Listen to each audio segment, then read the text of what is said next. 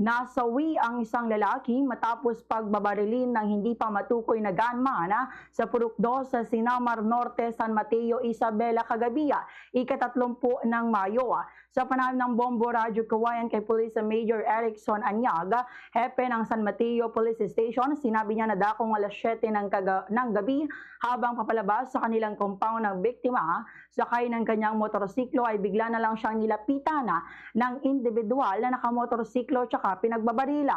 Tinamaan sa tagiliran at kaliwang dibdib ang biktima na nagresulta sa agaran nitong pagkasawiya. Bagamat nakuhanan ng CCTV ang pangyayari, pahirapan para sa mga otoridad na matukoy ang pagkakakilanlan ng gunman dahil malakas ang ulan nang nangyari ang insidente. Kaya malabo rin ang kuha ng CCTV.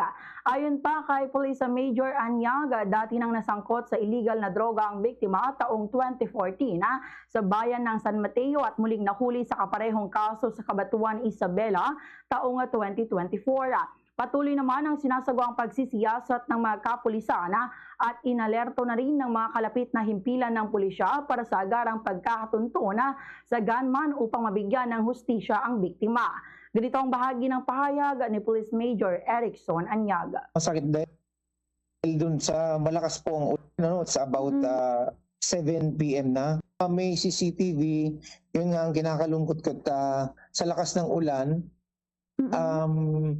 Hindi, aninag lang siya, hindi natin makita kahit zinuzoom na namin, hindi pa maaninag, basta motorcycle lang kung ano yung kung naka-helmet ba siya o hindi, gawa nung kalakasan ng ulan at madilim pa.